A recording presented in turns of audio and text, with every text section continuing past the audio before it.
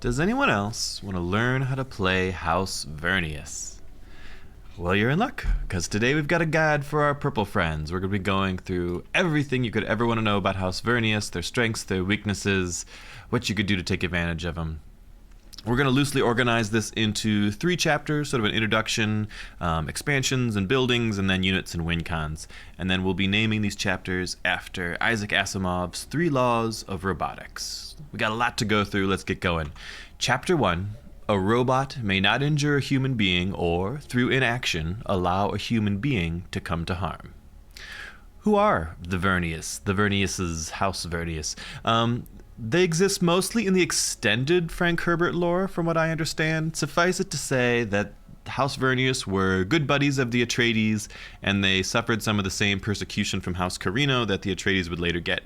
House Vernius made the spaceships that the Guild would use to fly around, so they were wealthy and powerful and technologically advanced, and they basically got accused of using thinking machines, which is a big no-no, and they got invaded by a whole bunch of Sardaukar and got that famous Sardaukar treatment that, like I said, House Atreides would get later on in the Dune books proper. Why would you play House Vernius? Well, let's be strength-based. Maybe you'd play House Vernius because you like a challenge. And by that I mean they're pretty bad. Probably the bottom of the heap in terms of competitive picks. House Vernius needs a little bit of love.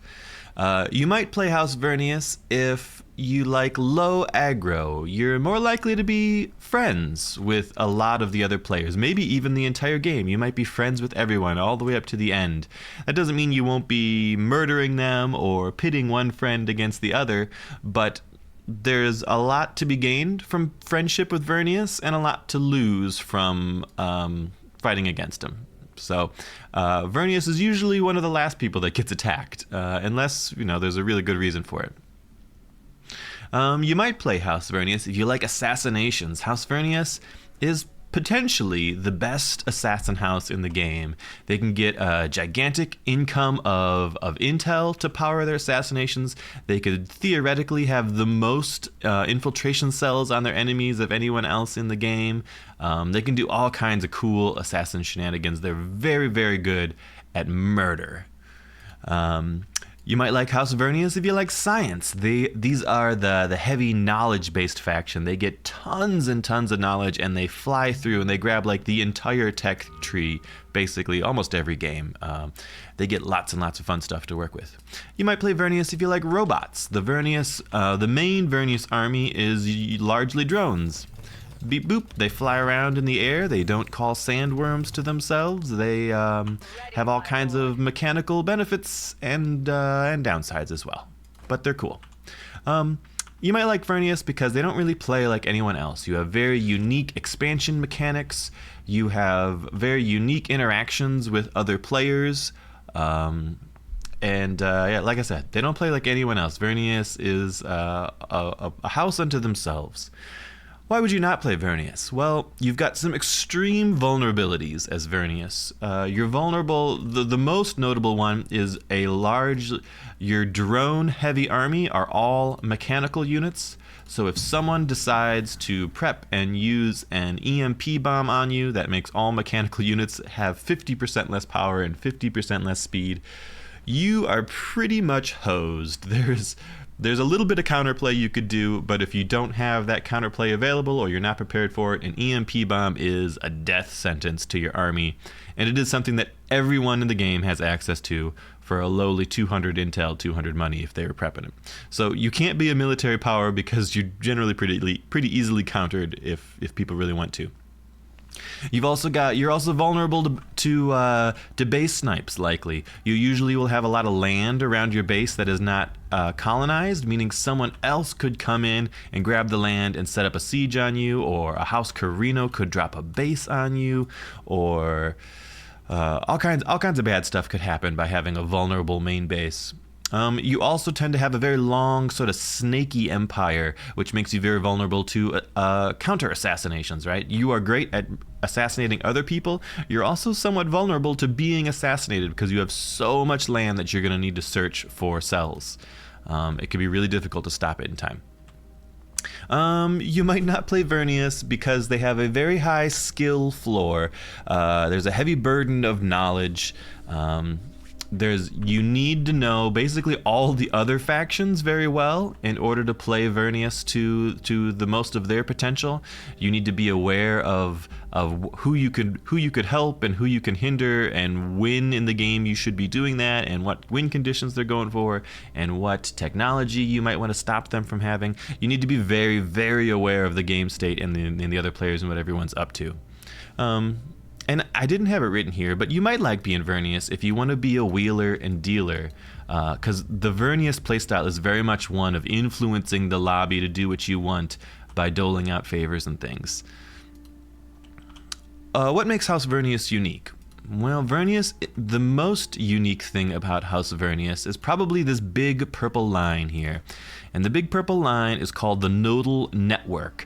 Now you get this by building a special building in each of your lands, and you can never build a new node in a place that is adjacent to more than one old node. So I can never take this region down here and build a node because it would be adjacent to this one and to this one, and that would stop it from being able to have its own node. So I could take this territory and hold it, but I couldn't build a node in it. And if you don't have a node in it, a land without a node gets, I got one over here, minus 50% resource production, which is pretty bad. Losing 50% of the resources produced somewhere slows you down quite a bit. So you can't really plan to the main use of villages is resources, and you can't really plan to extract a whole lot of resources from something that you can't set up a nodal network. That doesn't mean that these other territories are useless. You could still get some use out of them with certain things we'll talk about later. But in general, you're planning where you're going to stretch your long purple line out to, and there's very careful interaction between the territories. We'll come back to that a little later on in more detail. What else makes them unique? Their harvest drones make them unique. So very similar to the Fremen, who can send out their little donkey teams out into the desert to grab whatever spice they can get that's not being used by other people. As long as your purple line here, your nodal network, is adjacent to a spice region, you could send out harvester drones into the region. And drones are really efficient at getting spice because they're really easy to power up with power cells in them, and you can usually get your tech very quickly. So Vernius are quite good at spice harvesting, and they can do so without even taking these regions. So see, this place even has a renegade base in it, and we are harvesting all the spice we can get from it. So Vernius quite good at harvesting spice, quite good at getting out there quick and grabbing a lot of stuff. Or a lot of spice, because you don't even need to take the spice fields. You can just, as long as you get near them, you can start to exploit them. What else makes Vernius unique? Vernius is unique because of free tech for their friends. Factions and truce get the effects of unresearched developments that have been researched by House Vernius. So I am at peace with the Baron Harkonnen right now. So all of these developments that I have researched, I am giving to the Baron. He has access to all of them, or he gets the benefits of all of them, whether he has them researched or not. He can research them himself, and in case I ever stop being at peace with the Baron, he'll lose access to all of these. But while we're at peace, he has all of the tech that I have. And that is the big thing that makes you friends with people. Everybody wants to be your buddy because you research tech faster than everyone, so you'll have more than everyone, and you give it out for free if you're friends with them. You get some benefits back in return, which we can talk about later, but in general, people really, really want to be friends with Vernius. You get a lot more from being a friend of Vernius than you do from being an enemy. If you are aggressive towards Vernius and you're not their friend, but everybody else is their friend, it's a huge benefit, So for here, we're currently at war with the smugglers, but we're friends with the Ekaz and the Harkonnens. So the Ekaz and the Harkonnens are benefiting from the full tech tree being given to them. Meanwhile, the smugglers are not. They've got only whatever they've researched on their own. So you use that as sort of a cudgel to try to force the lobby to do what you want by extending or withholding your friendships. What else makes Vernius unique? You've got a unique patent system and obfuscation system. So patenting means if you get to a tech first, you can spend some money to patent it, and then when anyone else wants to buy that tech, they've got to pay you money to get there. Obfuscate is a once per game thing. You could pick any tech in the whole tree and turn it off. And for the rest of the game, that tech and everything associated with it doesn't work for anyone, which is incredibly powerful. We'll talk through this extensively later on, but in general, think of like if someone has a lot of territory and they've got valuable trinkets and they've got a lot of craft workshops, they're making a lot of hegemony per day, Vernius can come in, can obfuscate valuable trinkets, and everyone in the game's craft workshops stop working permanently. And that is no longer a way for people to be clawing towards victory. You've got to come up with a new plan. It's really, really powerful. It's sort of the defining thing that makes Vernius somewhat strong, or at least somewhat able to affect what's going on in the lobby here. Vernius makes them unique is their super tech speed. They have tons and tons of things that contribute to bonus knowledge. We'll talk through all that again later, but just know that they are the techie guys. So super tech speed is their unique superpower. They have sort of also a fun, unique transition where you have a large army of human suboids early on, which are organic units that can be eaten by worms and can run out of supplies and things. And then later in the game, often you'll transition into a more drone-heavy army, which is totally different, is much more durable, but has that EMP vulnerability, but no longer is worried about worms and no longer is worried about water or supplies and things. So just sort of a very unique army transition there. And then, like I said, you've got sort of the unique assassin gameplay. Everywhere your purple line touches is making any enemies that's touching exceptionally vulnerable to being assassinated. Vernius assassins are super strong, and one of the main reasons you'd like to play Vernius. Let's keep going though. Let's talk chapter 2. Let's go. A robot must obey orders given to it by human beings, except where such orders would conflict with the first law. For chapter 2, we're actually going to talk counselors. Let's step out to the menu and we'll look at counselors real quick. Counselors are there's a bit of discussion around what the best counselors work for Vernius. I personally like Bolig and Tessia. We'll walk through them one at a time, actually. So Bolig here says, I didn't even talk about the S-Vault. So the S-Vault is your main base. Instead of having unique, you could build a 3-slot building here and a 2-slot building here and a 1-slot building here in your main base. The Vernius main base is just a grid of 9 buildings, and you could fill it up however you want, and they'll give you whatever bonuses make sense out of that. It's a little bit unique. I'll come back and show it to you. But Bolig says you can build multiple buildings of the same time. At the same time in your main base, and you can only do up to 3 at once, so you could build out a whole row at once. So being able to build out 3 main base buildings at a time is pretty good, pretty useful. They also pay you +1 knowledge per district bonus, which is just another nice way of getting a lot of extra knowledge. And then if you remove buildings, you get fully reimbursed for them. So what you could do is you could build out your base a certain way, you could come back and you could take buildings out of it and replace them in a different configuration or with different types of buildings. I find him very flexible. I find him a nice bonus of extra knowledge, so I use him often. But I know a lot of people who do not. I know people who like Bronzo here. Bronzo says villages neighboring a single Vernius region cost 20% less authority to annex. And most everything you want to annex is going to neighbor only a single Vernius region, because again, you're doing that long, snaky growth of your purple line. So this is a huge discount in authority to annex. So it really allows a very fast expansion playstyle. Vernius are generally fast expanders. They get a lot of authority to work with, and if you've got Bronzo, you're getting big discounts. So Vernius can snap up a whole lot of land and territory, and indeed you ought to be. It also gives your furthest connected node a free airfield, which is fine. Sort of nice to have, but sort of ignorable. The big bonus is -20% authority to annex, allowing for that super fast expansion. We've also got Kamar Pillaru, whom I personally never use, but I know some people who swear by him. Kamar gives you a bonus to your maximum influence by 5 per knowledge. You're usually going to have 50 to 60 knowledge if you're doing things right. So that's another 250 to 300 influence cap you could have, which is a huge amount actually. It can really allow you to hold a lot more influence than other people to get the sort of lands red wins that you might want. He also gives you a huge influx of 200 influence anytime you enter conflict with another faction. So conflict just means, moving from, non-aggression pact at peace to at war.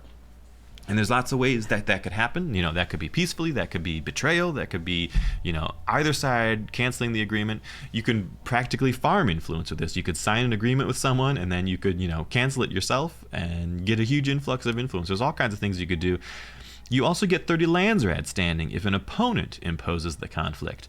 So in general, this is your political guy, right? This is the guy that's going to allow you to really have an opportunity to grab the charters that you want, to flex some muscle in the Landsrad, maybe even threaten a governor win, God forbid. I'm not real strong or up on governor political play at the moment. I think it's a little weak, but maybe things will change in the future, and Kamar will come into his own here.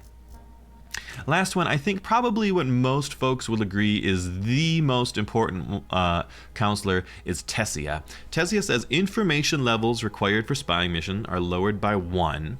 So what does that mean? That means that all of the operations that you would use, if you want to use supply drop to give your organic troops some supplies, you need to have level 1 in the Spacing Guild by putting your agents there. And this lowers that requirement by 1. So this gives you access to a lot of operations that you would otherwise need more agents in there raising your levels to get access to. Also, this is really critically important if you ever want to assassinate someone. Assassins require a lot of different levels and a lot of different things. And a weakness of Vernius is they get very few human agents.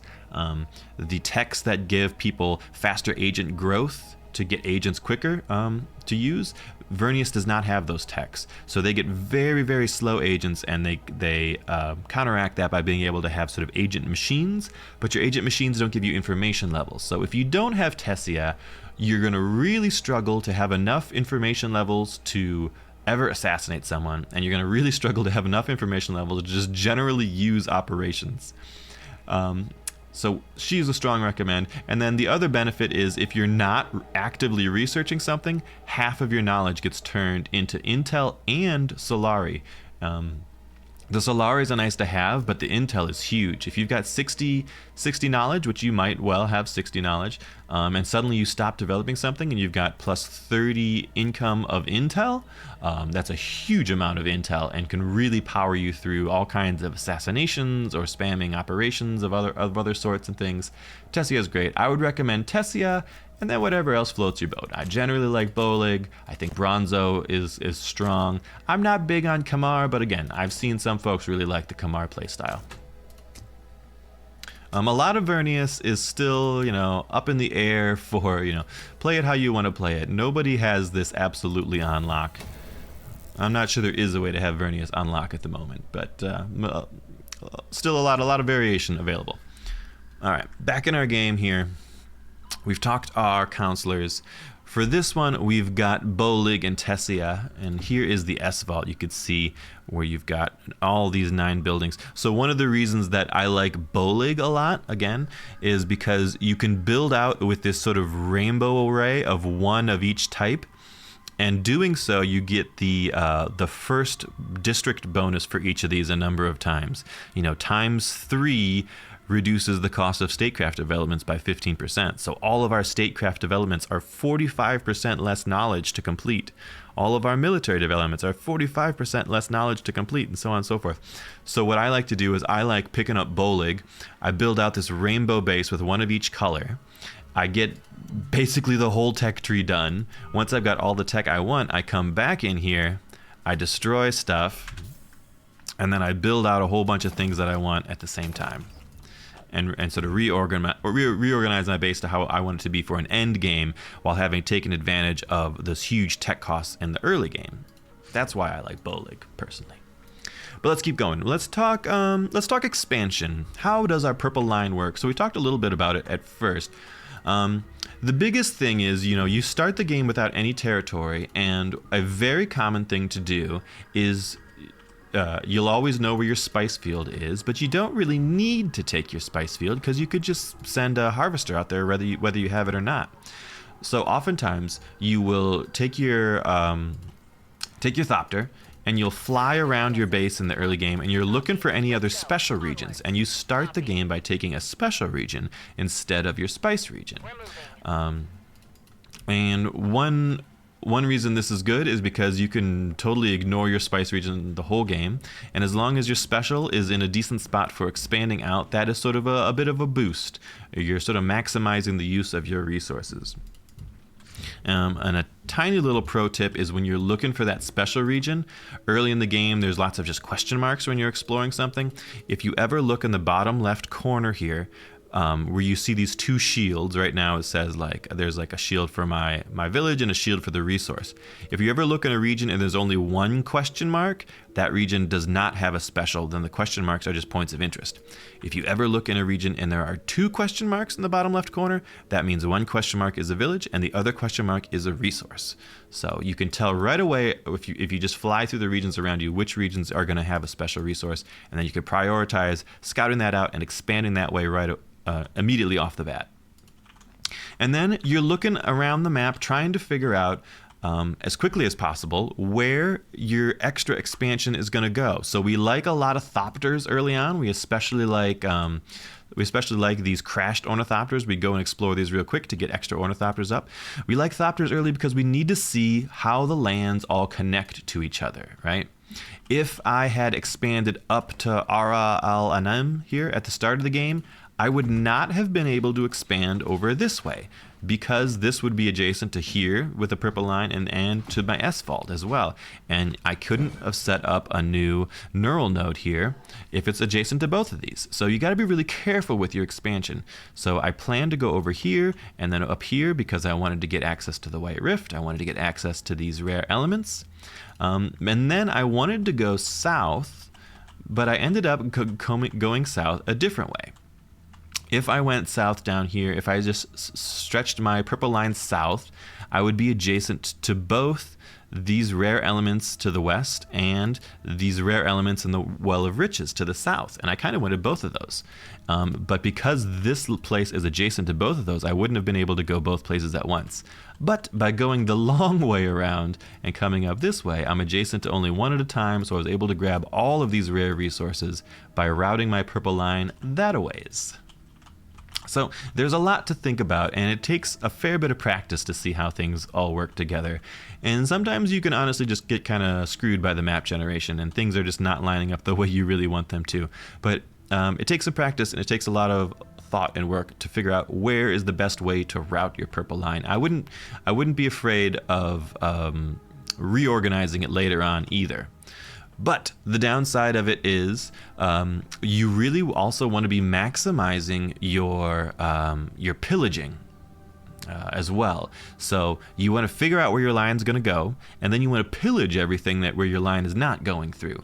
And you want to be certain about that, though, because if you pillage things and then later decide you want to route your line through there, it's got the pillage debuff, which says it's 100% more authority to annex. So that's why we focus a lot on early scouting, because we need to know how this world is connected. Let's see. Yeah, we talked about the pillage. What do we want? An early emphasis generally on money makers. We'd like to get up to 5,000 hegemony relatively quickly because we would like to start patenting things, and we would like as much money as possible. Vernius is extremely money hungry just to sort of power their army, really. And so money means we're looking for rare elements. We're looking to be adjacent to spice fields. We would love things like research stations, but honestly, Vernius doesn't even care all that much about building research hubs because we get knowledge in so many other ways. But being paid for a research hub is never bad, so we're totally happy to have research stations.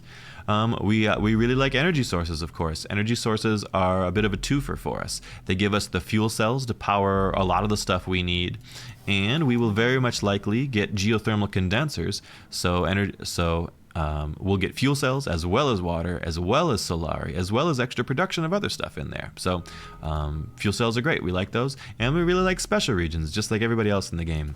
So that is the priority, is pushing your purple line out and about, making sure it is running through the regions that are going to give you special benefits. And then the regions that do not have specials in them, we would be pretty happy to just sort of leave empty and come in and pillage those for the extra money from them. Your early game force, when you're expanding, you don't have this big drone army early on, because drones are very, very expensive. They cost a lot of money. They cost a fair amount of upkeep as well. So early on, we tend to make the Suboid soldier, who is the only thing that takes manpower. I guess the fight engineer takes a little manpower too. He's an organic unit. But in general, we make a ton of Suboids early on, who are relatively weak, sort of a swarming unit. And we don't care if they die too much, but we do pay a little bit of, we do want to pay attention to our micro to try to make sure that they're not just dying to random militia. But you make a big army of Suboids early on, and those are what we use to conquer the world, to expand with early on. And just quick jump ahead, we do that primarily because they have an armory upkeep, an armory upgrade that makes them cost no upkeep. So they're extremely efficient to have a huge army of Suboids. We are totally happy making like 30 of these guys early on. We're not using our manpower for anything else, except maybe militia, but even then that's not too important, because we don't expect a lot of trouble from other people. Other people we expect will want to be our friends. So we make a huge Suboid army, we conquer the world with it, and then we transition into a drone army later in the game to do more fighting. Though we will need drones early on in case we do some of that early fighting. You never know what's going to happen. The spaces in between. So if we do end up with a region that we are not routing our nodal network through, there are a number of things we could do to take advantage of this. The most common one is a maintenance center. Because the maintenance center lowers the upkeep in all of the neighboring regions, and it's not producing any particular resources for us, it's not affected by this negative 50% resource production, so we love to build a maintenance center that makes everything around it cheaper. Likewise with anything that is going to give you that sort of ranged AoE benefit. Spice silos will even affect guys who are working in or your harvester drones that are harvesting in regions that you don't control. If I build a spice silo right here, which I believe I did, is he getting a spice silo? Yeah. So you can see I've got a spice silo up here, and then this drone in this region that I don't even control is getting the spice silo bonus. So spice silos, because they're not resource producing, are extra beneficial to be built in regions that don't have a nodal network there. And then likewise, the likes of military bases, where are they at? Military bases make, better fighting in those regions. We wouldn't hate having airfields in those regions. We wouldn't hate having, I don't know, if it makes sense to have a monitoring station there. Anything that's gonna not produce a particular resource are a great opportunity to stick in these regions that you don't have a purple line in there. So that would be why you would take something. So it would be totally reasonable for me to take this spice field here, actually, because I could build stuff here that would benefit the adjacent territories as well. The longer the purple line, the better. You will see this when we get more into our developments, but in general, we like to have it stretch through as many different regions as possible. There are specific techs and things that will benefit from this, but we like to have a long, snaky purple line that goes through as much territory as we could possibly make it go through. We start out with 15 fuel cells, which is very unique. Nobody else in the game starts with fuel cells. And we use these primarily early on. We're using them to power our harvesters, who have a requirement of fuel cells, and our unique tech allows us to, instead of charging your harvester up with manpower to crew it, we're sticking fuel cells in our harvesters in order to make them more effective.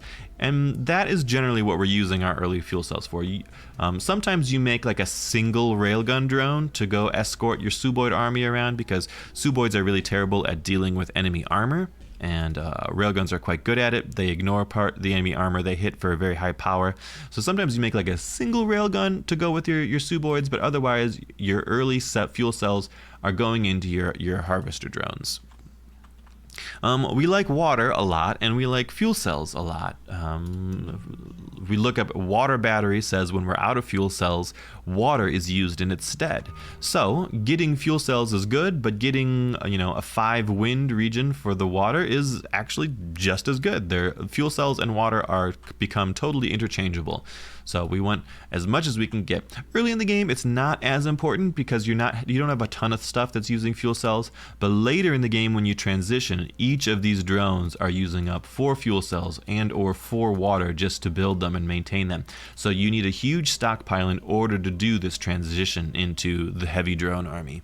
So we like regions that are extra windy. We like having an insulated valley, maybe to make our buildings take less water if they're not a windy region. Water is important for us, even though we're not necessarily using it for supplies, though we do care a little bit about that because even our endgame army has 1 or 2 or 3 organic units in it, and we don't want them to just die of lack of supplies as soon as we walk out of our borders. So water is very important for us. Our economy also gets a bit penalized by our weird expansion and our -1 building slots, right? So you've got to build a neural node everywhere, so you really only have like 4 building slots in all of your production regions. So you need to be very efficient.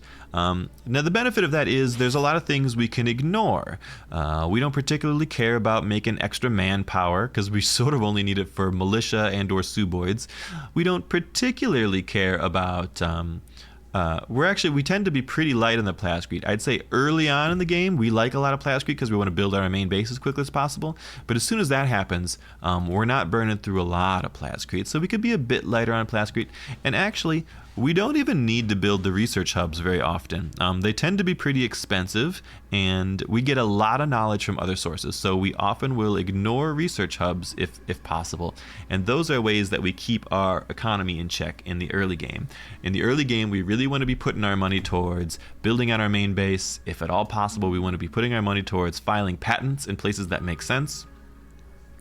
And then in the late game, we need a great big bank of money so that we can put it towards making our units.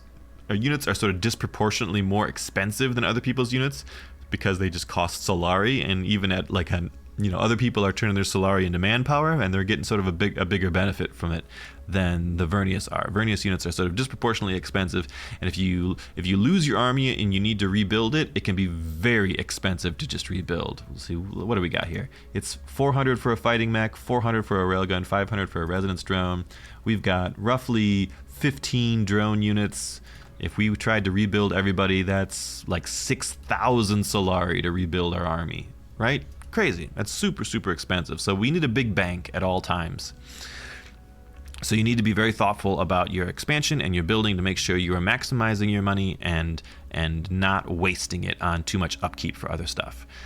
Fortunately, we're really great, like we said, at the spice harvesting. So it's very common for us to be able to get a hold of 3 or even 4 or more spice fields and get our combine drones out. We can lean really early because we've got so much knowledge. We can kind of get whatever we want. We can lean really early into the economic tree to boost up our spice harvesting and make sure that we've got power cells loaded up in all of our harvesters, so we can get a very fast, large spice economy going. And then as long as the rates are good to us, we can stockpile and we can sell and make a lot of money off of spice. That is probably the biggest money maker for relatively early mid-game Vernius, is really big spice income. And then naturally, because we're doing this purple line expansion, there's a lot of things we won't be able to get. And like we mentioned earlier, as soon as possible, if we identify that it's something we're not going to get, we're going to identify it as something we're going to go pillage. So Vernius are very much on the pillage train, just like the Harkonnens, just like the smugglers. You want to be wandering around and pillaging absolutely everything that you are not going to be putting your purple line through. Now, we do that because we care so much about money in the early game and even in the end game. So money, money, money is a big issue. And then we need to be aware that unlike the smugglers, unlike the Harkonnens that have special techs that allow them to later come back and grab pillaged territory without the penalties, Vernius does not have those techs. So if you pillage something, you've got to ride out the penalty. We still want to do the pillaging because it's so important for us for that extra income. But if you pillage something, I believe it is 90 days of 100% more authority to annex that territory. Let's finish this real quick. So we're pillaging this territory. We're going to pull out a bunch. There's 500 Solari for us. And here we go. For 90 days, it's 100% more authority to annex. So if there is territory that you may eventually want to annex, think Endgame, hegemony boom kind of scenario, you need to plan basically 3 months ahead of time not to pillage this territory, right? Figure, maybe you're planning, most hedge games are probably between the 8 to 10 month range. So maybe by month 5 or 6, you're thinking maybe you lay off of the pillaging of things that you might want to annex. Worst case scenario is you get to the end of the game, you just need one more territory and it's right next to your base, but it's super expensive of an authority because you've pillaged it recently, right? You want to plan ahead to give time for those hostile modifiers to fall off of territory that you may eventually want to take.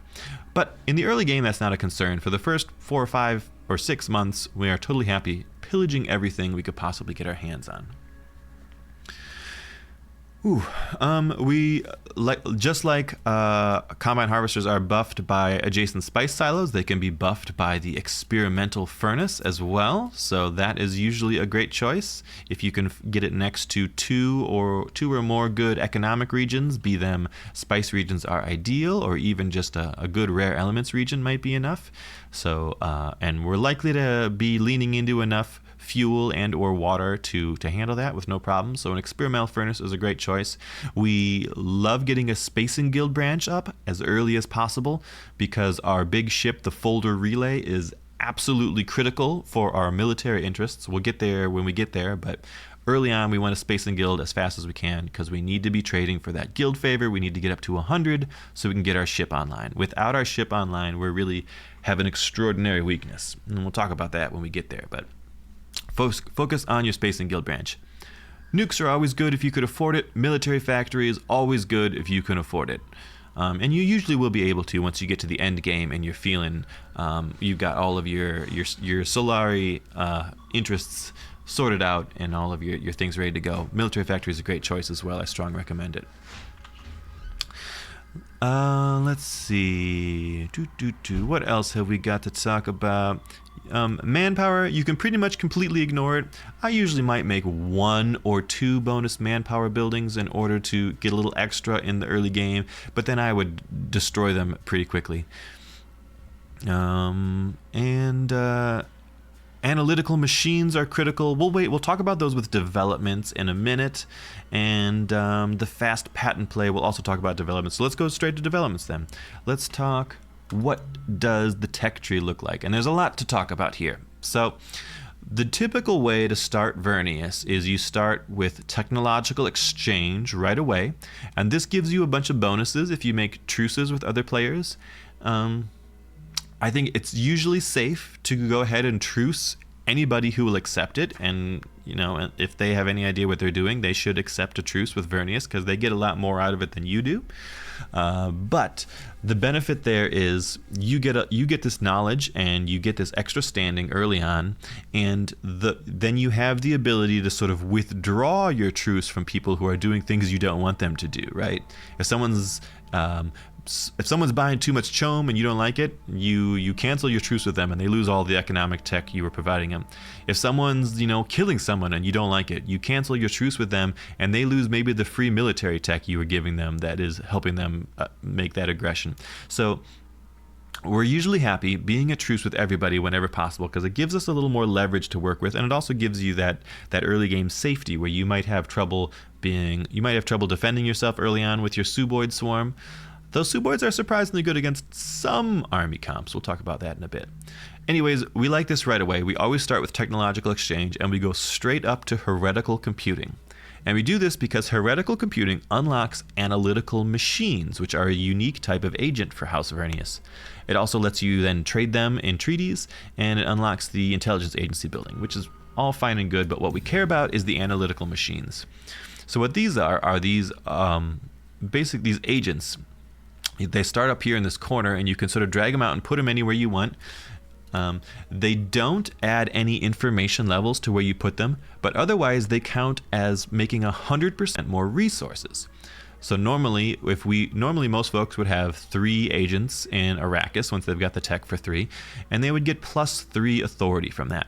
Well, Vernius could put 3 machines into Arrakis, and they're getting plus 6 authority from that, which is, and authority being such a relatively rare resource to come by, getting double from having stuff in Arrakis is a huge benefit. So this is one way to really power through a lot of that expansion. Because the early analytical machines can pay out a ton of early authority for Vernius. You could also stick your early analytical machines into Chom, where they're making an extra 20 Solari a day, while normal humans would only make 10 Solari a day. You could stick them in the Spacing Guild, and they kick out manpower for you, and they kick out fuel cells actually later on with tech. Likewise, in the Landsrad, they give you a little even extra influence above and beyond. So these actually become good ways to get resources. Where they're a relatively small resource gain for most people. If you've got analytical machines in them, they turn into a large resource gain. Likewise, if you put analytical machines on information slots for other factions, it doesn't raise the level, which is important for some things, but it does pay out a whopping 6 intel for each guy you've got on there. So we like grabbing analytical machines as soon as possible and sticking them everywhere we can. Now, analytical machines cost money and Landsrad standing. The Landsrad doesn't like you buying computers. The money we can usually handle. The standing gets tricky, and it goes up every time you buy it. Right now, it's 30 and 900. If I buy one, the next one will be 33 and 1,000. So I don't even have a place to put this guy. So we need to be careful. Some people play where you stay above 200 Landsrad standing. That keeps you at the medium level, so you're not suffering any of the low standing tier penalties. I personally have no problem going into the Landsrad pits. I don't mind suffering a -2 influence production, and in most of my general gameplay, I am not really buying Chom shares either. So going down into the low pits in order to buy extra analytical machines is something I often do because I find that the benefit outweighs the loss.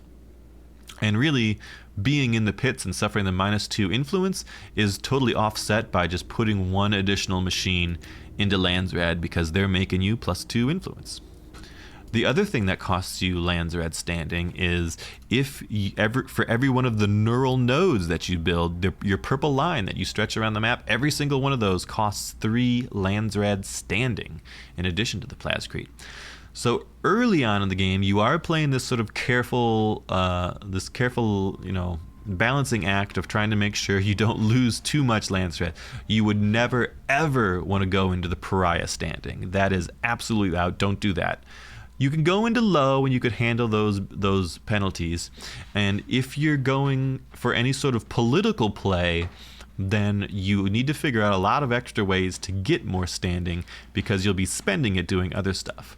Now, you do get a lot of standing from this technological exchange, Landsrad standing on council opening per active truce. You do get a lot of standing if you manage to go for a quick embassy, which is extra standing per council opening, which I would even sort of recommend. Vernius can be relatively strong on the political play, but only if you get enough Landsrad standing to actually be eligible for offices. All offices have at least 250 standing for most of the small ones. Yeah, and then the governorship requires 450. So you need to get your Landsrad standing up if you want to do any sort of political play. But that is not how I generally play Vernius. Ooh, okay, so we know we focus on our analytical machines right away. What else is important in this tree? Well, the next one down, even holistic thinking here, is +1 knowledge for each unique information field that you have an analytical machine in.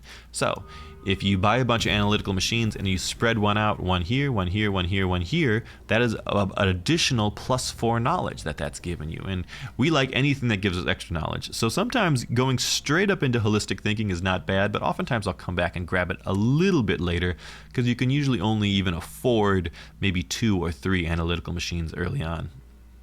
Holistic thinking also benefits off of machines in the information slots of other factions as well. So if you want to get that extra knowledge, stick machines all over there, that spot. The way I would usually go is probably technological exchange up to heretical computing.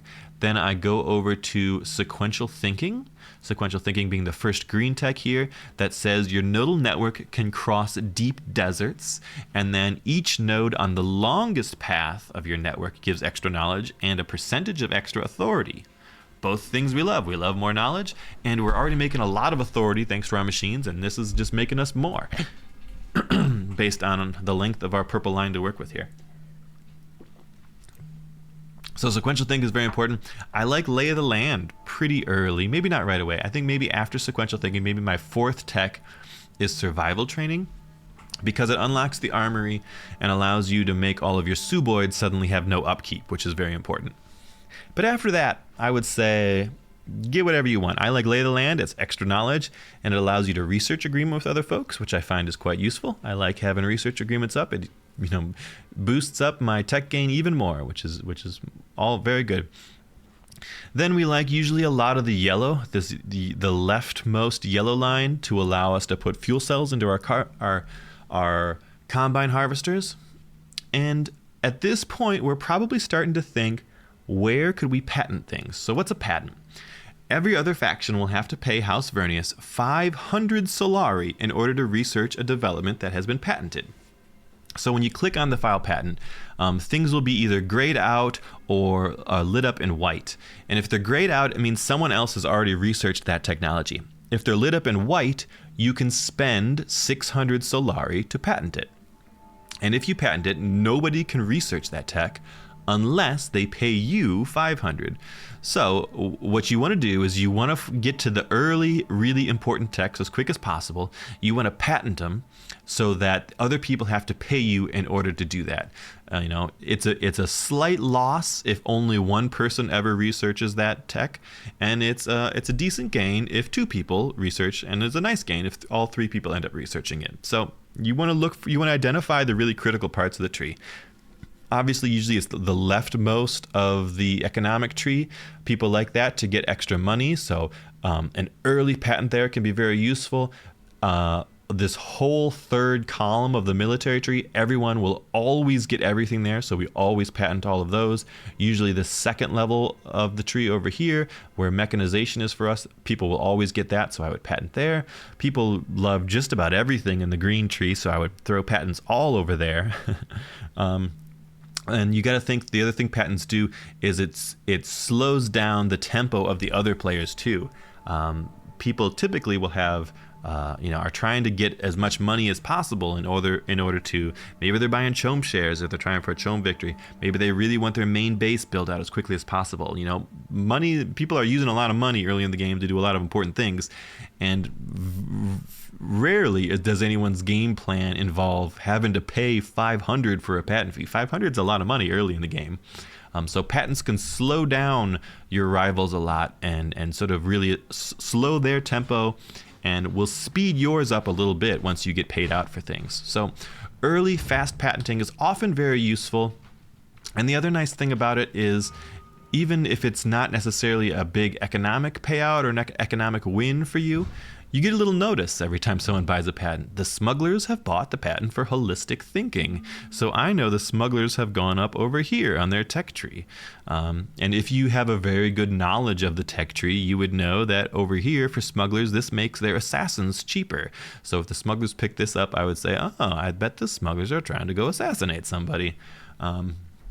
If you're relatively late in the game and you see someone just bought parallel training, you'd say, oh, this guy has really bad red tech. He's going to be low on command points, and you could sell that information to people. You could use that information for yourself to fight them. Information is good, and you get more information when people are buying your patents and you're knowing where they are on the tech tree. So we like patents. We like patents, we like fast analytical machines. What else do we really care about in this tree? We talked about water batteries earlier. That's a critical one. We definitely want water batteries whenever we can get it. Parts production is really important for the end game for us. This is bonus mechanical unit health and regeneration speed and regeneration cost. Once we transition to a mechanical army, we want this. Obviously, this third column is still all of our command points, so we're gotta get that sooner rather than later. I recommend everyone fill out this third column by the end of month 4 at the latest. You need to be able to wield a max-sized army to defend yourself. Sometimes Vernius can get away with it without it. If you really have a friendly lobby who is leaning on their friendship with you. But in general, you need this third column pretty quickly in the game. I don't even know if any of this is worth talking about. This one lets your spacing guild makes fuel cells. That's fine. This one gives you a little extra recruitment and regeneration speed per knowledge. That's fine.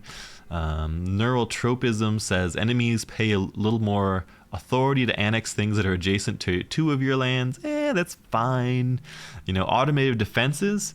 This is actually not fine because this is border defenses for everybody else, which is maybe one of the most powerful techs in the game, allowing you to build 2 missile turrets.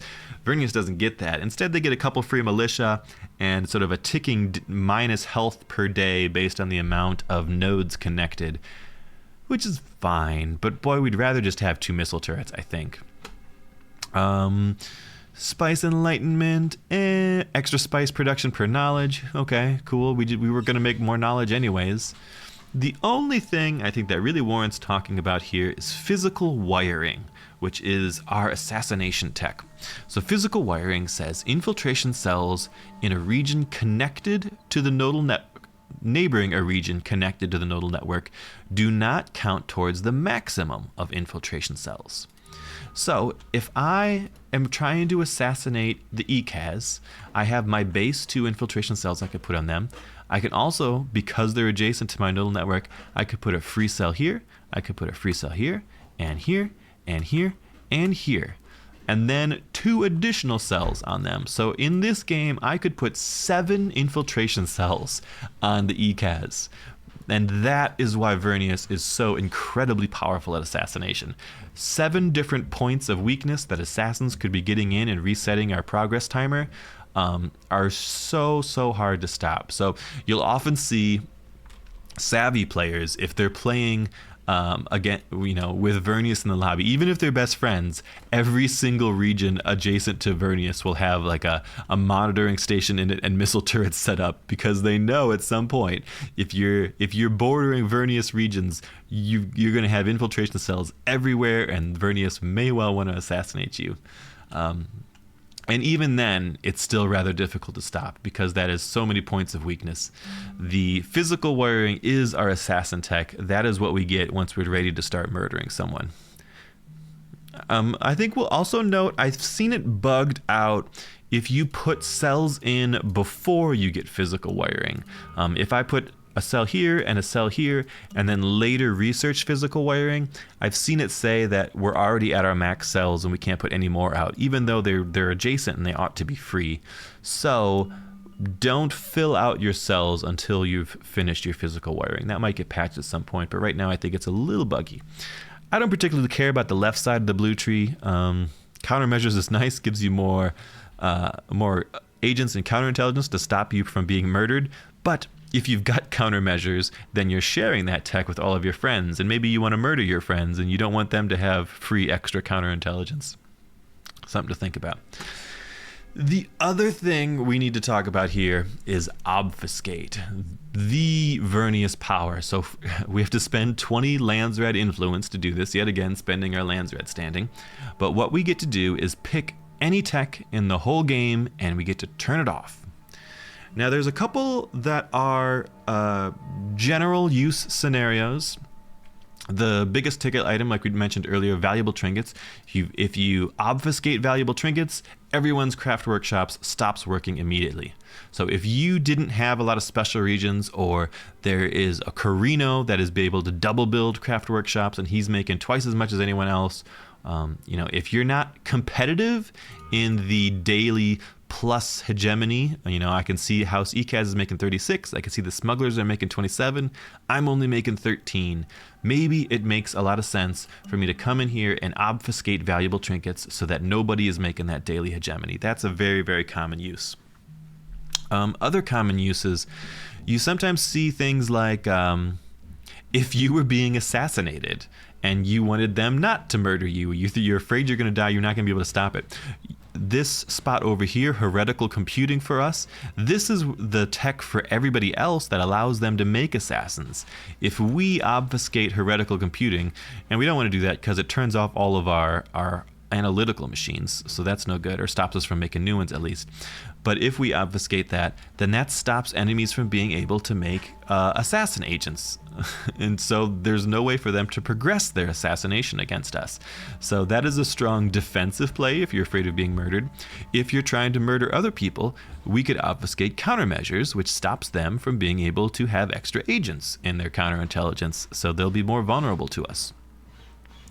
Another common one, if you're suffering a lot of military aggression or you want to sort of tone down the strength of people's armies, you could obfuscate stuff in the red tree. Either the bottom down here takes 10 command points away from everybody.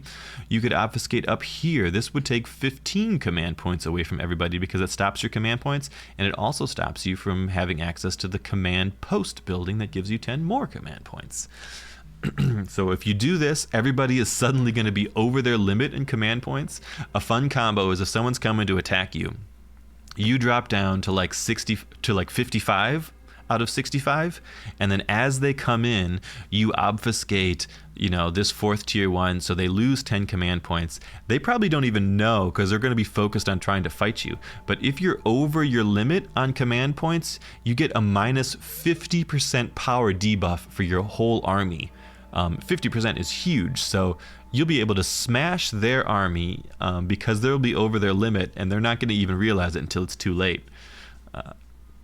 That's a fun thing to do. There's a lot of fun things to do with obfuscate. A lot of different places you could take it, and again, a lot of this comes from knowledge of what other players' tech trees look like as well. Sometimes you can use obfuscate as a very targeted attack on a single player.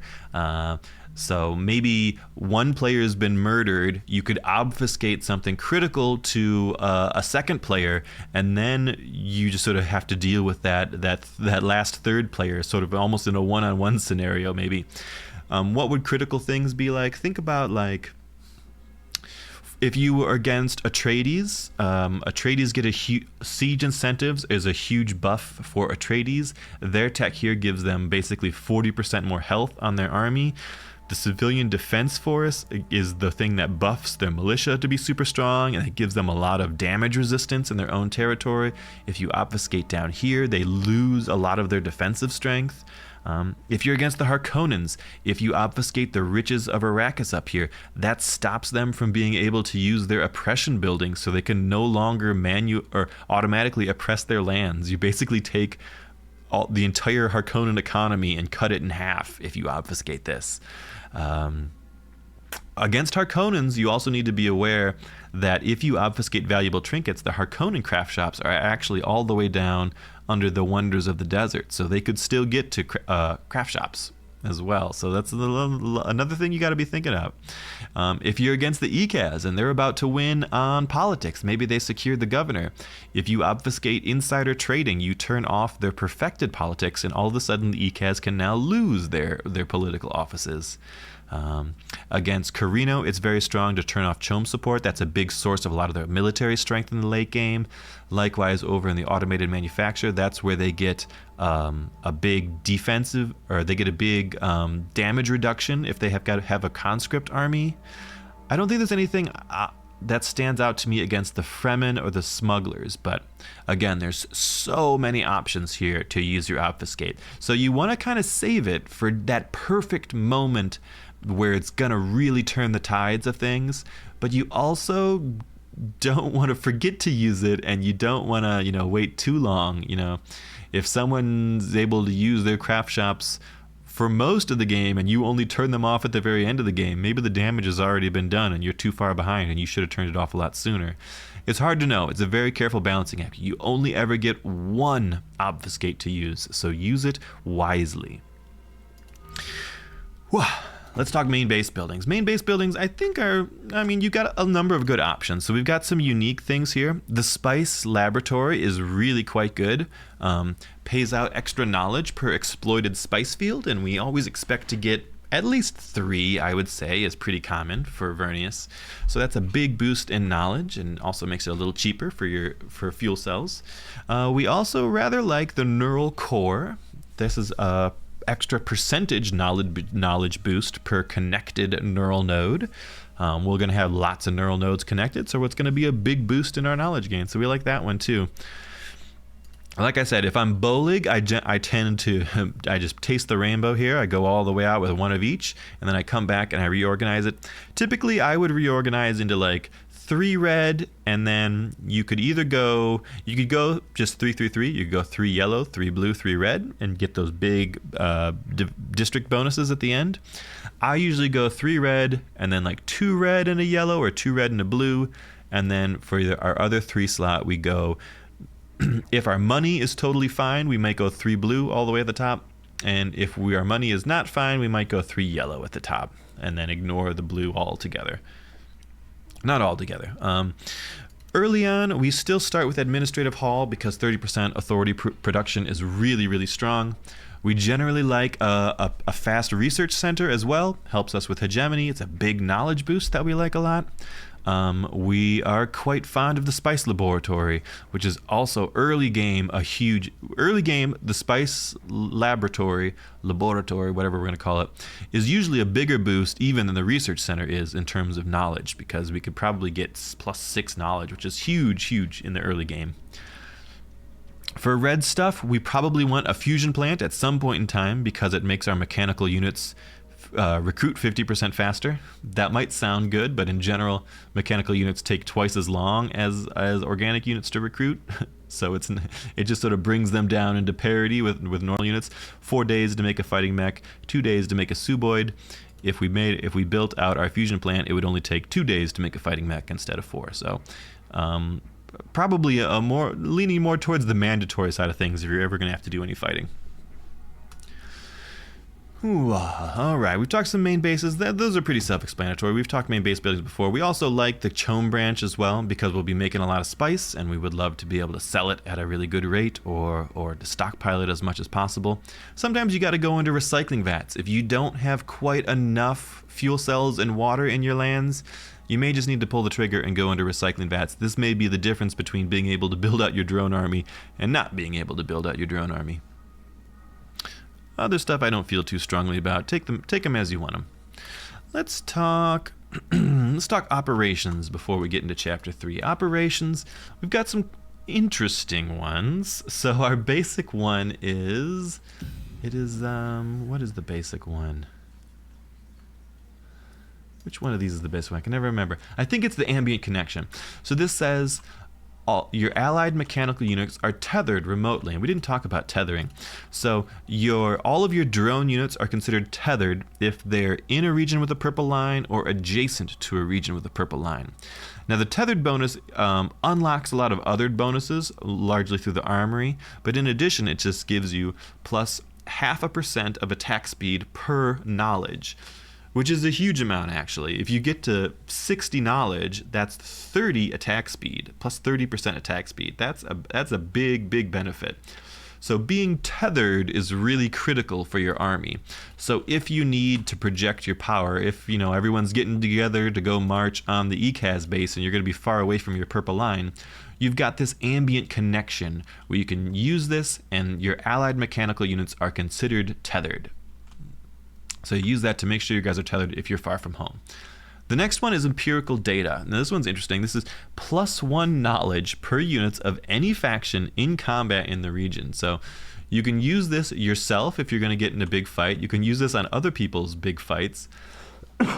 You sort of use it as if it were a scav team, but instead of giving you money, it's giving you knowledge. But in addition, even if you don't really need the knowledge from a tech perspective, the knowledge boost that gives you is large, and then that is also translating into the tethered, translating into the additional attack speed and various other benefits of having the extra knowledge. And then the last one is the hidden backdoor. Enemy mechanical units cannot be controlled and attack their allies. This one's very funny, but it's not quite as strong as a lot of other people's 500 level high-end operations. You know, Carino gets to drop an orbital strike that will wipe out your army. We get to turn Carino's drones and flagship back on their own forces, which honestly is pretty cool, but it's not quite orbital strike kind of strength. We still use this because it will take chunks of the enemy army out of the fight, most notably their flagship for the most part. But otherwise, it's just fine. We don't care too strongly about it. The biggest strength is using a lot of our intel probably to power assassinations, or we can use a lot of our intel for things like administrative burdens, which are always strong on enemies that are maybe losing a little bit in a war, defense breaches, which are extremely strong for damaging and hurting enemy bases.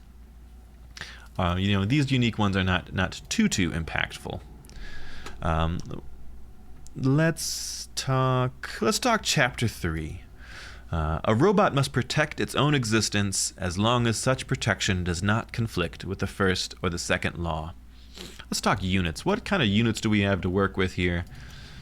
Well, we've got a bit of a rogues gallery. Nobody really stands out here. I mean, we talked about our suboids. These are the bread and butter of our early game because they tend to be free. We're not using that manpower, and we can make their upkeep 0. So we make tons of suboids in the early game, and then we transition out of them later. We transition out of them because they have a relatively low power, so they hugely struggle to deal with any sort of armor, and they have no armor of their own and very low health to work with. So they're just too squishy. I will keep one around in my endgame army because he will provide a little boost of 10% power to drones nearby. And I've got the 2 CP for him, so it's no big deal. Our mainline fighting unit is the fighting mech. Fighting mechs have decent hit points, pretty slightly above average armor on them. It's kind of average damage, but fighting mechs are your bread and butter frontliner. My end game army will have like 5 or 6 fighting mechs in it in order to provide a really chunky front line to protect my weaker drones behind it. Also, we like melee drones because, let's skip ahead a little bit, our third tier unit, not our basic range unit, but more of our support unit, is the resonance drone. The resonance drone gives all drones at medium range around it electrostatic, which is basically a lightning shield that knocks out 100 health per day at enemies nearby. And the lightning shield is relatively small, so one thing we like is having a lot of these fighting mechs, and we kind of try to get the fighting mechs into the enemy's back line if possible, just so that lightning shield is hitting as many things as possible. That can be a big source of damage for us. We'll step back for a second. Our railgun drones are our generic long-range sniper type unit. They are slow attack speed, really high power, ignore a lot of armor. These are the biggest probably DPS part of your army. These are what's going to do the most of your damage. They're also extremely squishy, relatively low health, very low armor. So we want to try to have these things not be jumped on and murdered by the enemy. So these are likely what you're doing a little more micromanaging, shooting and scooting, trying to keep enemies off them if at all possible. We like the resonance drones because they get some really great armory upgrades, so we usually have 2 or 3 of them. They're reasonably tanky, reasonably strong power-wise, so they're good to have. They, however, are a 5 CP cost instead of the 4 CP cost from railguns. So from a pure DPS perspective, railguns are a bit better damage for the cost. Our elite unit is the fight engineer. Fight engineers are critical and really good. I usually just have 1, but some people will get 2. So fight engineers are good for a couple of reasons. One, the experience that they get, and they get extra experience when drones around them fight stuff, but the experience that they get turns into a buff for everyone. What is it? Engineered. For every level that your fight engineer has, all of the drones around him take less damage and do more damage, which is an amazing buff. It's huge to have. So we like a fight engineer leveled up as many levels as we could possibly get him. I think 4 is the highest level. Yeah, maybe 4. And so if he was 4'd, all of your guys take 20% less damage and do 20% more. Above and beyond that, we can also turn him into a repair station. So we get in combat and we pop this button, and then he's got a circle around him where he continually repairs, restores the hit points of all the drones in that circle, which is super, super strong. So we like fight engineers to buff everybody up and to heal everybody in a fight. The last thing we've got to talk about here is our folder relay. This is our flagship. The folder relay does horrible damage, if we're being honest, is somewhat survivable, but the important part is he is always tethered, and enemy unit, or your units rather, around him are always tethered. So if you are far away from home, he can provide the tethering source for your troops.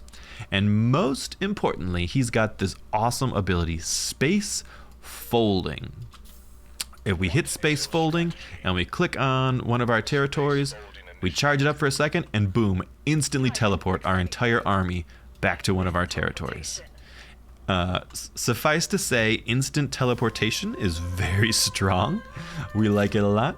The trouble is, we then go on a cooldown for 10 days. We gotta wait 10 days before we can use it again.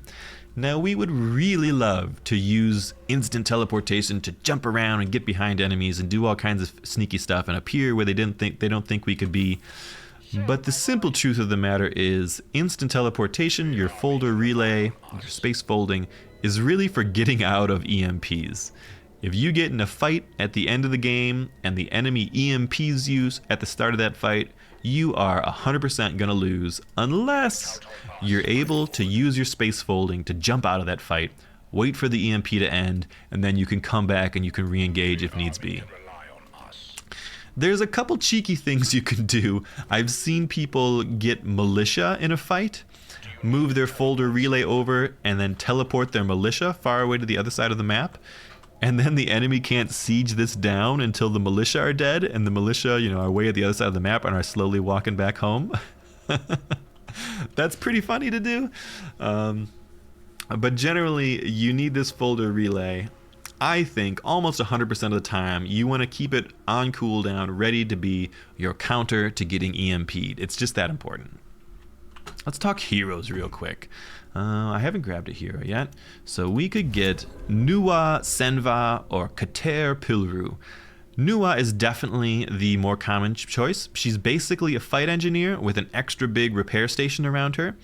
And it also stacks with fight engineers, I believe. So we get Nuwa, we take our fight engineer, we get into a fight, we turn both of them on to repairs, and they're giving a huge constant heal to our entire army. Now she's got to stand still while she does this, so savvy players are going to target her and just try and burn her down quickly. But honestly, it's an okay trade to make, even if she gets massacred all the time, because she is just that much of a force multiplier. If she's able to heal up your entire army, and your army is able to just slowly grind against another army, it's really, really difficult to beat Vernius in that kind of scenario. That kind of healing, durability kind of fight is really what Vernius is best at. So if they can get that sort of thing, it's great. Kater, Mr. Pillaroo over here, is a bit of an odd duck. He is a flanker, so he runs super fast. He's always stealthed around your non-mechanical units or villages. And then when he's in Vernius territory, the first attack he does executes. So he's kind of like an assassin. He can hit an enemy elite unit and just kill it instantly.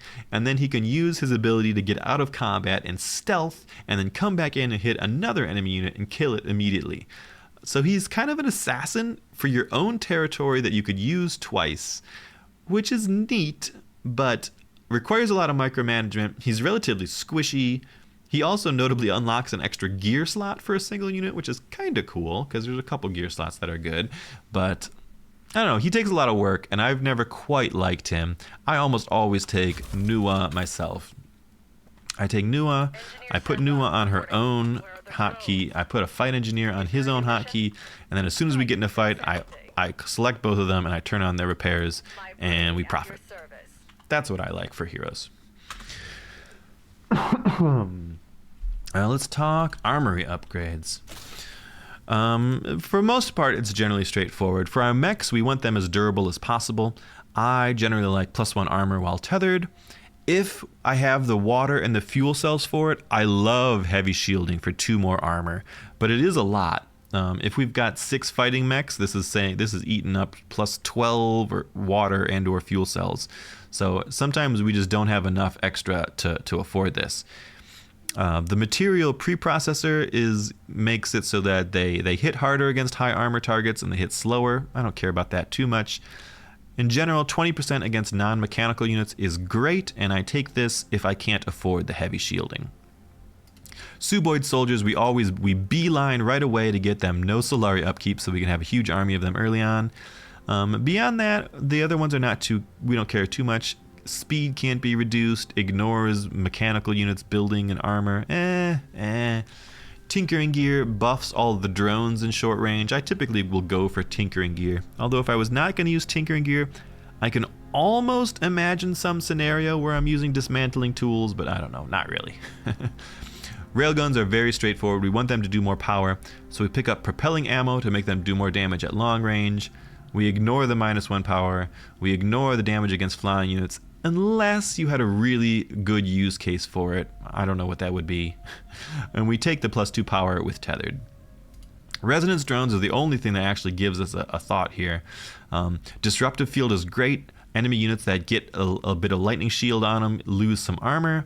Feedback gate is great. They get extra power for all the drones that are around them. Repeater node is great. Every single resonance drone will make an extra knowledge for us. That's pretty cool. They're little mobile research labs. And then smart armor, extra armor for them when they're tethered. We kind of like all of this. I typically go disruptive field and feedback gate myself. If you wanted to have a large army of resonance drones early on, they're somewhat expensive.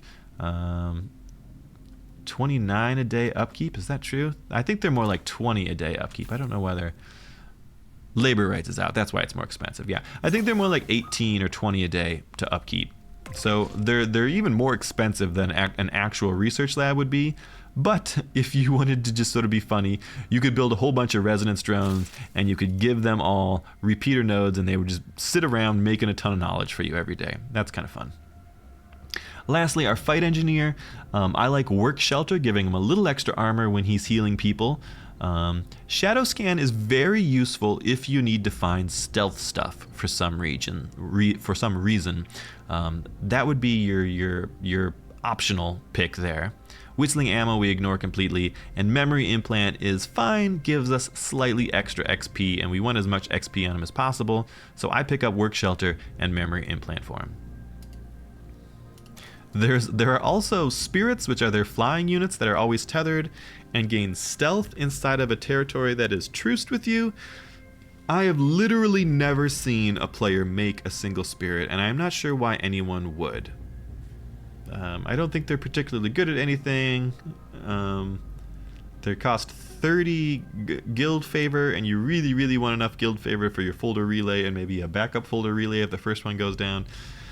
I don't have a good use for spirits, a use case for spirits, unfortunately. I wish I did. Those are our units. That is our armory. This is typically the composition I like. Roughly 6 mechs, 1 suboid, maybe 5 railgun drones, maybe 3 resonance drones, and a fight engineer. You could drop 1 resonance drone, pick up another fight engineer. You could drop 1 or 2 fighting mechs and pick up extra railguns maybe. You could juggle it around a little bit, but this is what works best for me. Ooh, let's talk endgame win conditions. Oh boy, how are we going to win with Vernius? Well, it's not going to be easy. We don't have the military strength, and if you do have a super strong military army, you've got good strong military perks and everything built up, and you're able to kind of bully your neighbors. As soon as they wise up and they start EMPing you, you're going to really struggle. And EMP is relatively easy enough to get and cast multiple times. God forbid 2 people are fighting you at the same time and they could stagger multiple EMPs one after another. There's very little counterplay that you could do it. You could teleport out of one of them with your folder relay, but then you're on a 10-day cooldown and an EMP is going to come back up in like 3 days. So You can't really militarily bully people as Vernius. I will say the Vernius army is probably stronger than people give it credit for, especially for early game skirmishes. If you mix a couple drones in, you have a lot of suboids. Vernius can fight a little better than people will give them credit for. But you're not going to be conquering the map and painting it purple. Or if you are, you're doing it in a covert way. Hegemony is generally our game plan, just like it is with most other factions at this point in time. Hopefully our win cons get maybe tossed up a little bit, but hegemony is what we're going for. And we do that because we make a ton of authority. If you took the one counselor that gives you the 20% discount, that's also going to be really helpful. We've probably got Wonders of the Desert, making it super cheap to annex extra special regions. You know, we've got all this green tech. We're going to have a ton of authority, and we're going to be able to expand a lot. But we're always going to run into a neighbor. That's going to slow our expansion down. So the typical way to win with Vernius is you convince the lobby to turn on someone and kill them, or you're able to get your assassins to kill somebody, and you open up all this extra free territory, and then you're able to quickly expand through there to a hegemony victory, because you can expand faster than people will expect, because you're making a lot more authority and getting some better discounts than most other fast expanders. So your Vernius game plan is often to get one player dead and take their land. Your lose con, let's talk about a lose con real quick. Your lose con is ever appearing to be the most threatening player, right? If you, for some reason, are a couple thousand in hegemony above everyone else, if you, for some reason, are appointed, governor, and you're gonna win in 30 days, and the rest of the lobby has time to turn on you and come kill you, there's not a lot of recourse to that. You lose the game as Vernius if you look too threatening. You win the game as Vernius if you're able to not look threatening but still be in a strong position, which is, true for a lot of factions, but some people are able to look like they're doing well and sort of hold the line until they can get the win. If Vernius looks like it's doing well, they're gonna get crushed by everyone coming to fight him. So you gotta hang back. You're not the playmaker, you're the opportunist, really, and you're trying to convince other people to make the plays on your behalf and maybe helping them out. Choming, I think, is a distant dream. You can make a lot of money, but you need so much of it. You need so much of a lot of Chom is tempo based, getting out to a really quick lead with Chom. But your early money, you're trying to spend on your main base. You're trying to spend your early money on patents. God forbid you've got to build drones. So you're spending all of your early money building actual units because they're so expensive. God forbid you've got to rebuild your drone army after it dies. We just talked about that. It's like maybe 6,000 Solari just to rebuild your army. You just don't have enough. There's just not enough to go around. You're not going to be able to buy 50% of Chom shares. That ain't happening. So I would not aim for a Chom victory if I were you. Vernius is deceptively strong at political victories. You may struggle to get enough Landsraad standing to get there, but if you do have the Landsraad standing, you can get a ton of votes. You could very easily have 200 votes from your triple blue. You could very easily have a big stock of influence from all of your various techs and things that you get. So it's totally possible to get up and get yourself elected governor, especially if someone else is dead. Becomes much more likely then. But even in a 2v1 scenario, trying to hold out for a month against two people that are trying to murder you can be pretty challenging, pretty difficult. I think it might be a long shot to aim for a governor win. Assassination is super strong, but assassination is not a win condition of its own. Assassination opens up other win conditions, and you've got to be aware about it too. If I assassinate the ECAS over here, what am I opening up for the Harkonnens to grab? If the ECAS are dead, they could grab this special and that special and that special relatively quickly, and that would be a pretty nice boon for the Harkonnens.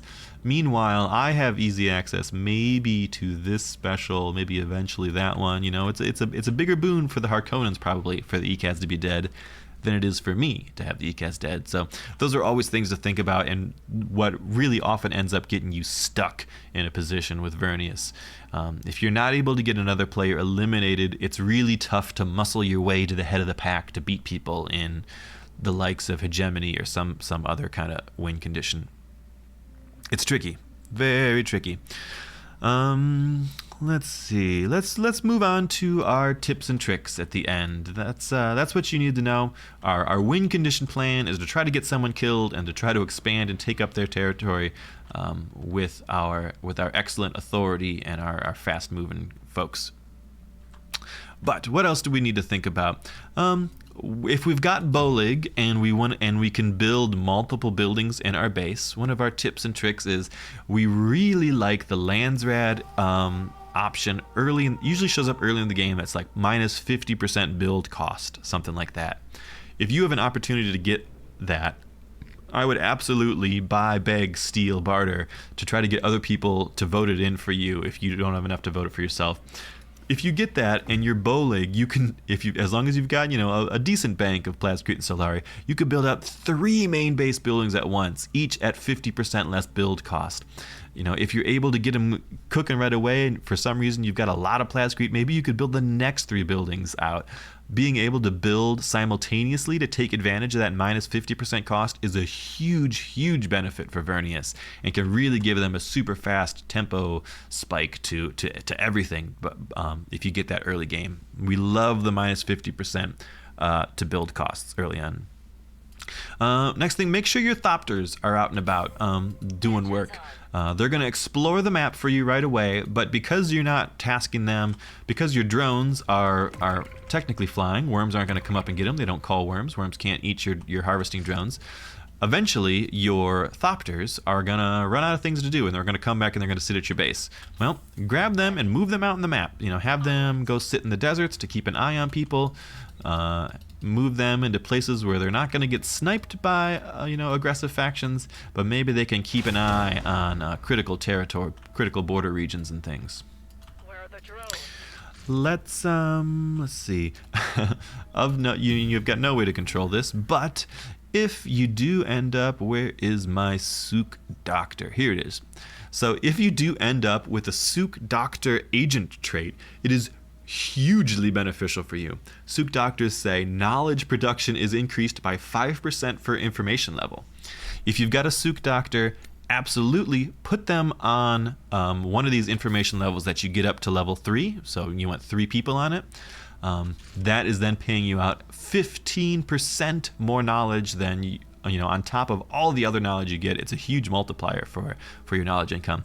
We love Sook Doctors, but there's no way to control the agent traits that we get, and we don't get that many agents to begin with, so it's totally random, but something to keep an eye out for.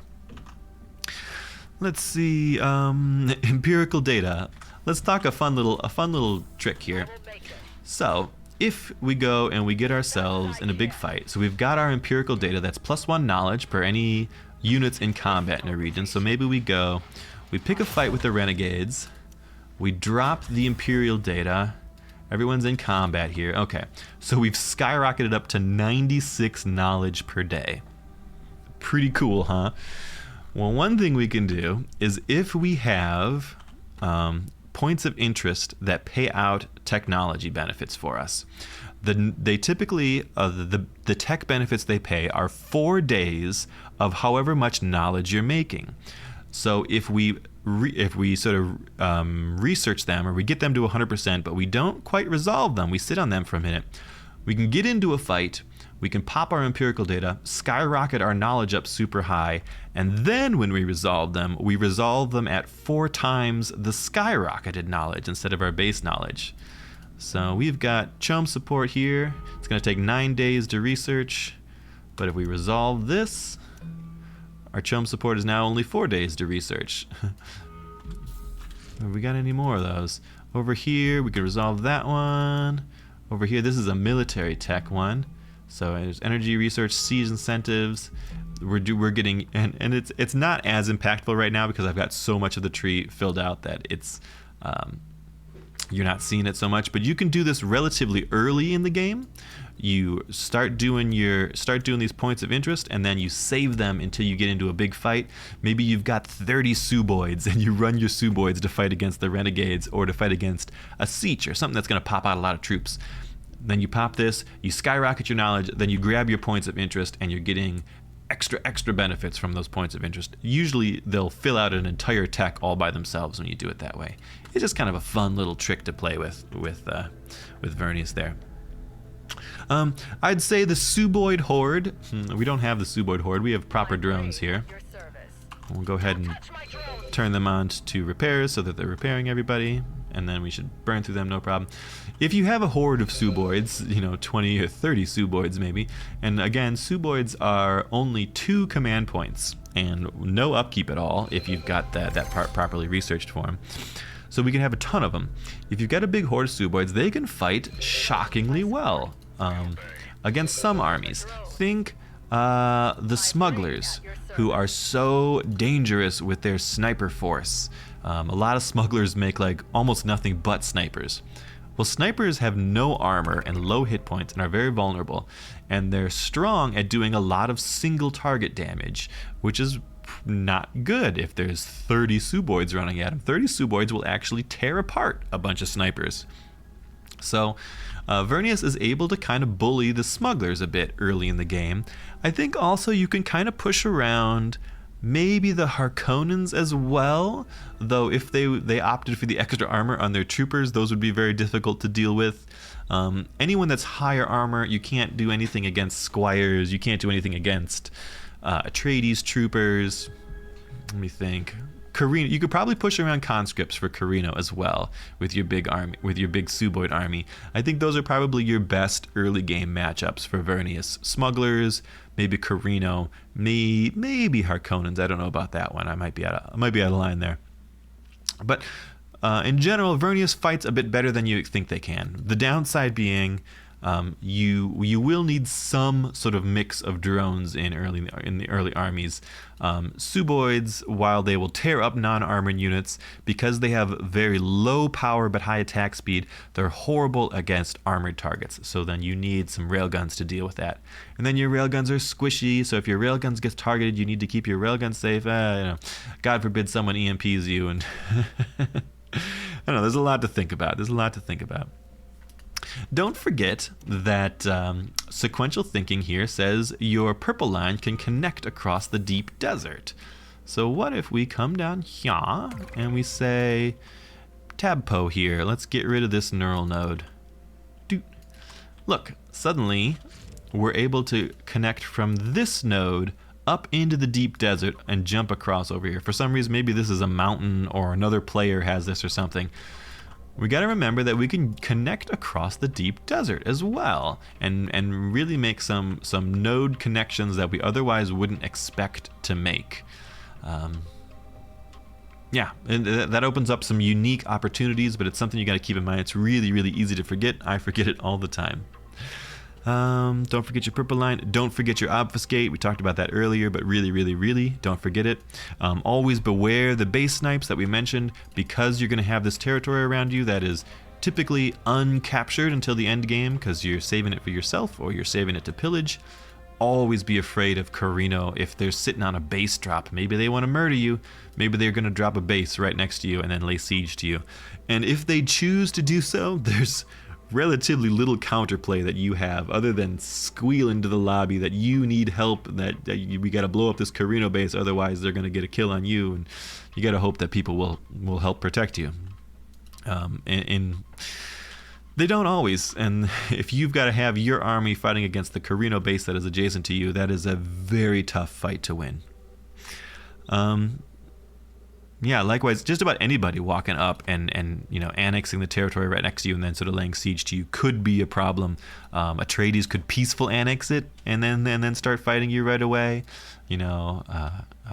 Smugglers could walk up and either try to base snipe you with their free company, or they could walk up with free company and just annex the territory next to you and then sort of lay siege to you. There's a lot of danger to having the stuff around your base not your own, but a lot of reasons not to take it either. Very tricky, very tricky. You got to walk that careful line with Vernius.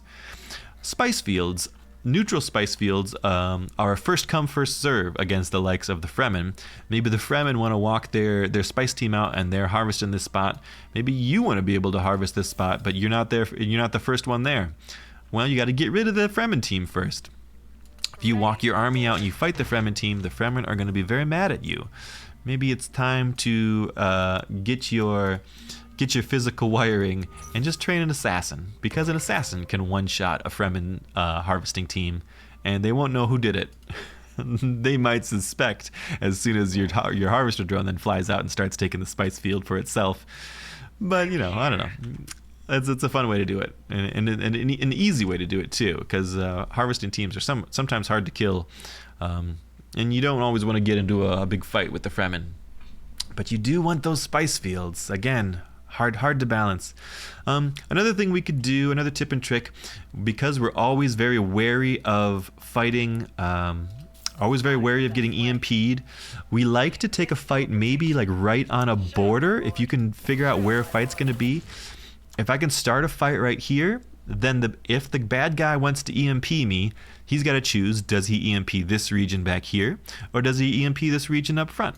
If he EMPs the front region, I'm probably able to sort of pull my army back like this, and then I could fight here outside of the EMP. Or if he EMP'd behind me, I can just sort of push everyone forward a little bit and fight outside of the EMP up in front. So you gotta remember, the EMP affects only a specific region, so if you're able to be right on the line, you can jump into the other region, and that is one way to mitigate, the effects of that EMP. I would say also always prepare to assassinate basically everyone in the lobby. I typically will put up as many infiltration cells as I could get on all players at all times. It's really useful just to have that in your back pocket, and there's not a lot of counterplay they could do about it. You just tell people, hey, I'm Vernius, I'm going to have infiltration cells on you. That's just how it's going to be, and they kind of got to deal with that. It doesn't mean you're trying to murder them now, it just means maybe someday you might try to murder them. Also, we mentioned it before, but our drone army, we do have some people walking on foot, but if we just took our drone army, we could very, very easily just walk out into the deep desert. And drones do not call worms. I think they'll be eaten by worms. If a worm pops up underneath a drone, I think it might eat them, but just by walking around out in the desert, they will never call drones, and the worms won't target them. They would only target other things near them, maybe. And they also don't take any supplies either. So you can totally use a drone army to traverse the deep desert. Maybe if there's a village right at the edge of the deep desert, you could kind of skirmish with the village and like back off into the deep desert. You could sort of skirmish and back off. You can harass people. Use the fact that you're drones and you're floating above the desert to your benefit. You can get out places that you wouldn't normally be able to get because of supplies. You can use maybe you can move your drones into the desolation, and maybe if the enemy town is nearby, you could harass it or pick on it through the desolation, because the desolation doesn't do anything to your drones. Use that to your benefit, because you need all the benefits you could possibly get.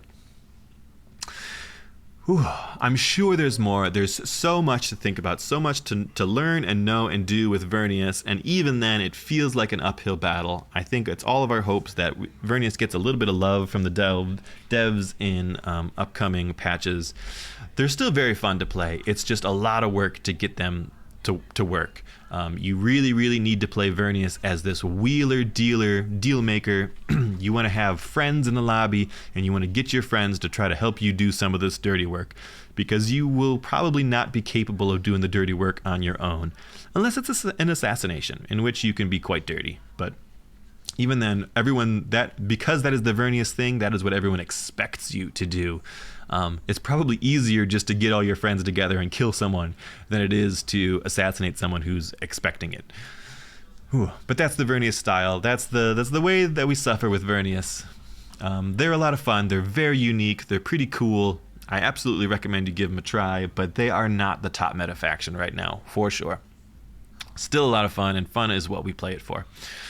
Shoutouts to people who helped contribute and offer ideas: Lolgek, Kenry, Cyrix, Heliomanes, various others, everyone that's let me stumble through games with Vernius with them in the recent days and weeks.